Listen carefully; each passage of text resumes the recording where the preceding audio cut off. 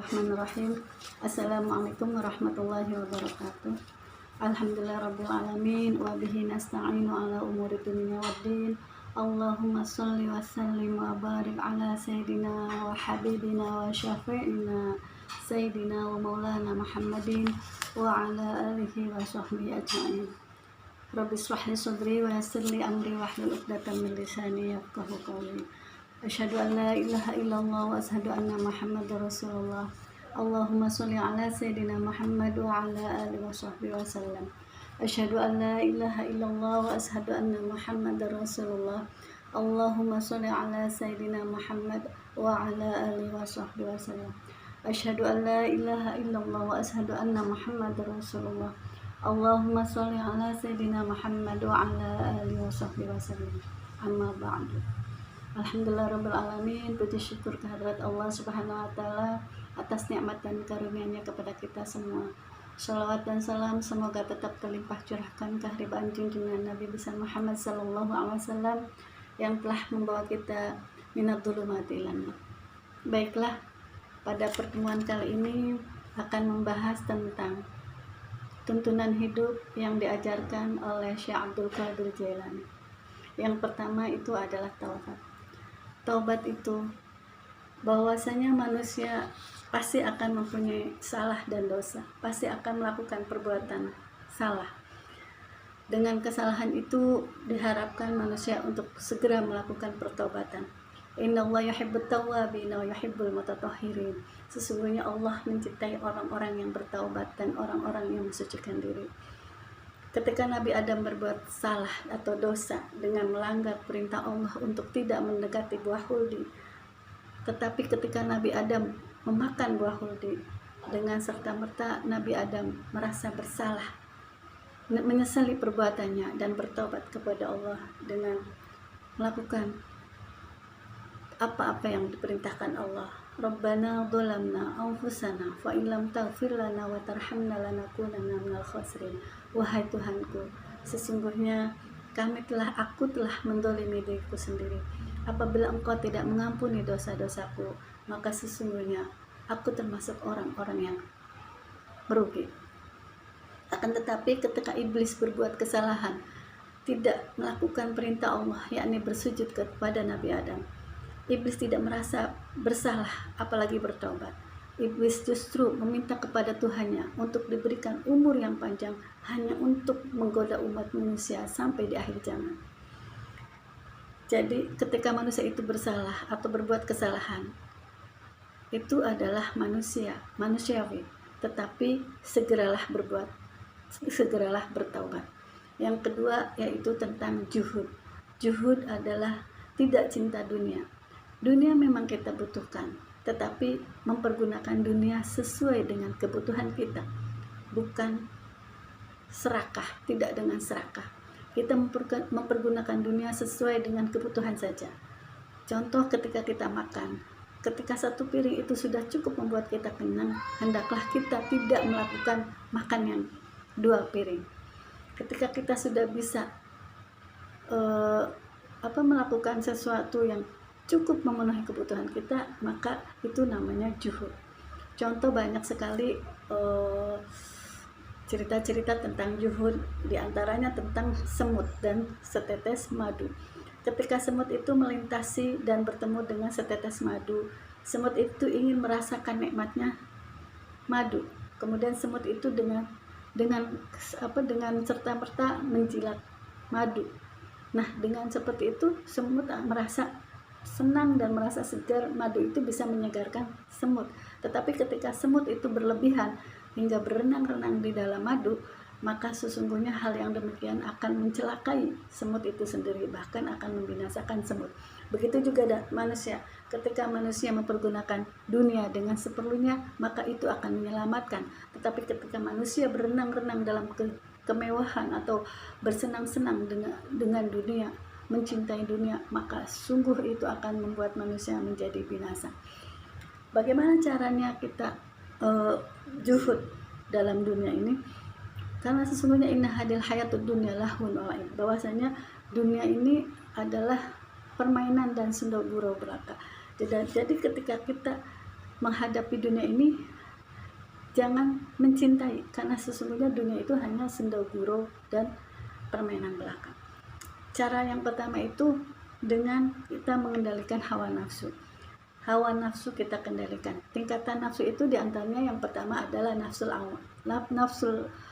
amarah. Nafsul amarah itu keinginan manusia dalam semua kehendak hawa nafsunya. Semua kehendak hawa nafsunya itu ingin dipenuhi dengan tanpa mengindahkan perintah-perintah agama, sehingga tidak menutup kemungkinan akan melakukan perbuatan-perbuatan dosa karena keinginan ambisiusnya, akhirnya dia berkorupsi, karena keinginan syahwatnya akhirnya berzina. Itu adalah nafsul amarah, yaitu kadang-kadang dengan nafsul amarah itu membuat manusia itu jasadnya seperti manusia, tetapi perilakunya adalah binatang. Itu nafsul amarah. Yang kedua adalah nafsul lawamah. Nafsul lawamah itu adalah kesadaran bahwa perbuatannya itu salah. Ketika manusia memenuhi kebutuhan hawa nafsunya dengan seenaknya sendiri tanpa mengindahkan ajaran agamanya. Tetapi kalau sudah tingkatan nafsul lawamah itu merasa menyadari, oh iya salah itu salah, oh iya ini tuh salah. Nah itu namanya nafsul lawamah, bahwa kita menyadari, sudah sadar, tingkatannya sudah sadar bahwa perbuatan kita itu adalah salah. Yang ketiga adalah nafsu sufiyah, bahwasanya manusia itu mempunyai keinginan yang harus dipenuhi, sehingga nafsu sufiyah ini bisa membuat manusia itu kecewa, karena semakin banyak keinginan maka akan semakin banyak kekecewaan. Yang keempat adalah nafsul mutmainnah. Tingkatannya nafsul mutmainnah itu nafsu yang sudah tenang. Mutmainnah itu tenang. Jadi ketika ada keinginan dan keinginan itu tidak terwujud, maka akan merasa, karena mungkin keinginan ini adalah bukan keinginan Allah, sehingga Allah tidak memenuhi keinginan ini, dengan kesadaran bahwa merasa tenang, tidak peduli, merasa tenang bahwasanya tidak semua keinginan manusia itu terpenuhi, karena manusia itu hanyalah makhluk Allah. Nah, ketenangan itu namanya nafsul mutmainnah, pada tingkatan tenang, tidak peduli, tidak harus ketika kita punya ketika punya keinginan dan keinginan itu tidak terwujud, tetapi merasa ya sudah, kalau memang ini yang terbaik. Nah itu namanya nafsul mutmainnah. Asa an takrahu syai'an wa huwa khairul lakum, wa asa an tuhibbu syai'an wa huwa syarrul lakum. Boleh jadi yang kamu inginkan itu adalah jelek untuk kamu, dan boleh jadi yang kamu benci itu adalah baik untuk kamu. Nah kesadaran seperti itu adalah di tingkatan nafsul mutmainnah. Yang kemudian tingkatan selanjutnya yaitu nafsul mardiyah. Nafsul mardiyah itu ridho dengan semua yang terjadi. Ridho dengan semua yang terjadi maksudnya apa? Maksudnya ketika manusia itu sudah menyerahkan semuanya kepada Allah, entah itu ketika sedih, ketika bahagia, ketika sakit, ketika sembuh, ketika kaya, ketika miskin, ketika jaya atau ketika bangkrut, itu bagi orang-orang yang punya nafsul mardiyah itu sudah tidak peduli. Yang penting bagaimana semuanya ini bisa mendekatkan diri kepada Allah Subhanahu wa taala. Nah, itu namanya tingkatan mardiyah. Jadi sudah tidak ada keinginan, maksudnya sudah tingkatannya sudah ridho dengan semua yang Allah takdirkan, apakah itu sehat atau sakit, kaya atau miskin, lapang atau sempit. Baginya kalau memang ini bisa membuat semakin dekat kepada Allah, maka dia rela, ridho, namanya nafsul mardiyah. Dan yang selanjutnya adalah nafsul kamilah, yaitu jiwa yang sempurna yang dimiliki oleh Nabi Muhammad SAW. Kemudian selain juhud adalah syukur, selanjutnya adalah tawakal. Wa may yatawakkal 'ala Allah fa huwa hasbuh wa yarzuquhu min haitsu la yahtasib qad ja'alallahu likulli syai'in qadra. Barang siapa bertawakal kepada Allah, maka sungguh dia akan sampai terhadap apa yang diinginkan. Sesungguhnya Allah menjadikan segala sesuatu itu sesuai dengan takarannya. Tawakal ini ada setelah ikhtiar. Jadi adanya tawakal itu setelah ikhtiar yang maksimal. Jadi kita harus secara syariatnya kita harus berikhtiar dulu, kemudian kita setelah ikhtiarnya maksimal baru kita tawakal. Tawakal itu menyerahkan semuanya kepada Allah Subhanahu wa taala. Selanjutnya adalah syukur. Syukur itu mensyukuri yang sedikit itu harus kita syukuri. Kalau seandainya manusia dalam keadaan nikmat yang banyak tetapi tidak mensyukuri, bagaimana bisa mensyukuri nikmat yang sedikit? Syukur itu adalah rasa syukur, sebagaimana dalam Al-Quran disebutkan, la in syakartum la azidannakum wa la in kafartum inna adzabi lasyadid. Bahwasanya jika engkau bersyukur maka sungguh aku akan menambahkan nikmatku padamu, tetapi jika engkau kufur maka sungguh azabku akan pedih. Bahwasanya syukur itu ada 3 tingkatan. Yang pertama bilisan. Bilisan itu ketika kita bersyukur kita mengucapkan alhamdulillah. Ketika kita mendapatkan apapun yang Allah berikan, kita merasa bersyukur. Bersyukur dari mulai hal-hal yang kecil. Ketika bangun tidur, nafas kita masih ada, harusnya kita bersyukur. Alhamdulillah Allah telah memberikan nafas kepadaku sampai detik ini. Hal-hal kecil harus kita syukuri. Yang pertama itu syukur ada 3 tingkatan. Yang pertama itu bilisan. Bilisan itu dengan mengucapkan alhamdulillah, segala puji bagi Allah. Kemudian juga menyanjung atau ketika kita bertemu dengan makhluknya Allah itu kita selalu mensyukuri, tidak mengkufuri. Yang ketiga bil arkan, dengan berbuat.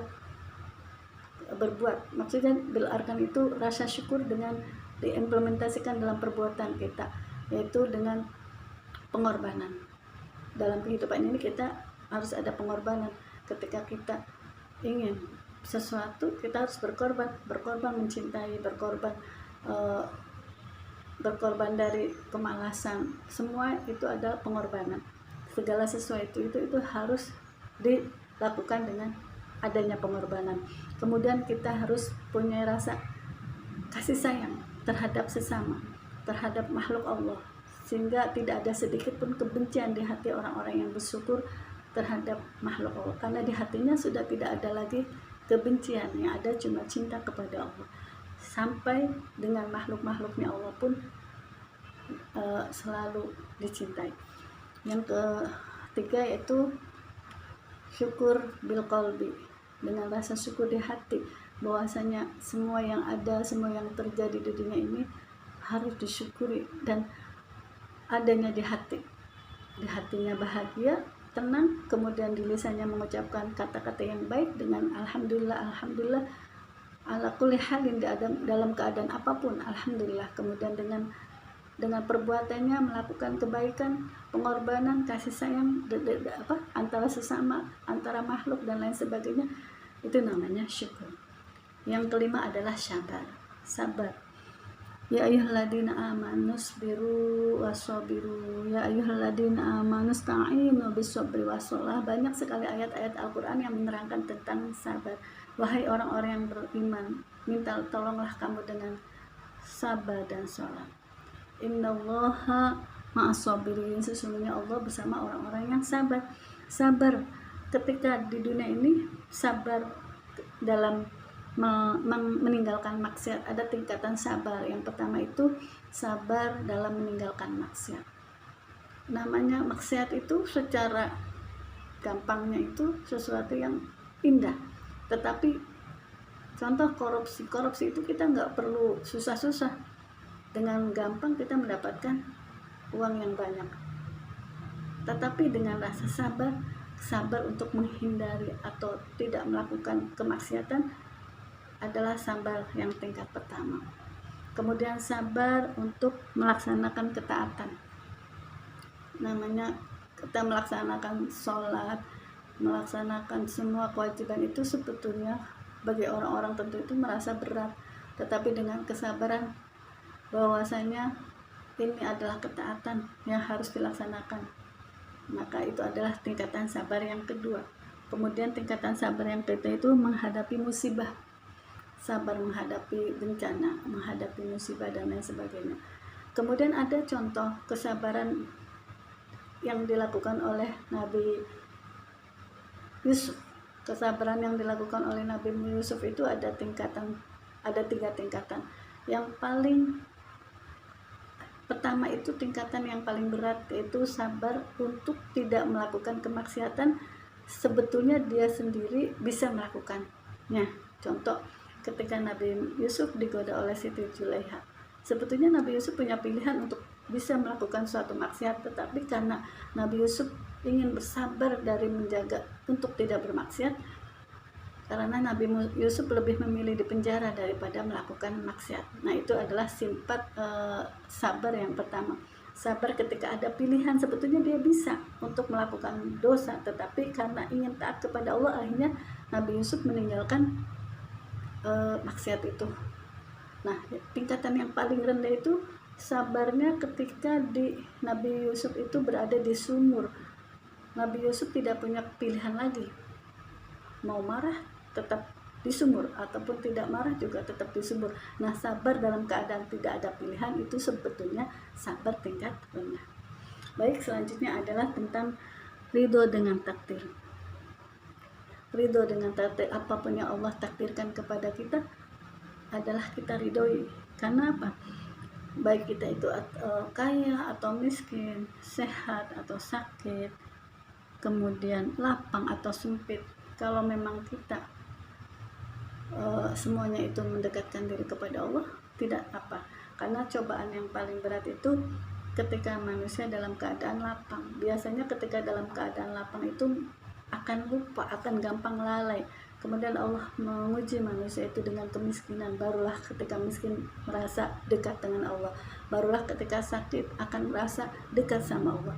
Barulah ketika terhimpit akan merasa dekat sama Allah. Jadi kalau ridho dengan takdir Allah itu, apapun yang terjadi, kalau memang ini Allah ridho, kalau memang ini ada ridhonya Allah, maka itu lebih aku pilih daripada selain itu. Kemudian tadi ridho dengan takdir Allah itu dengan berbaik sangka bahwasanya wa asa antak rohu syai'an wa huwa khairul lakum wa asa antuhibbu syai'an wa huwa syarrul lakum. Boleh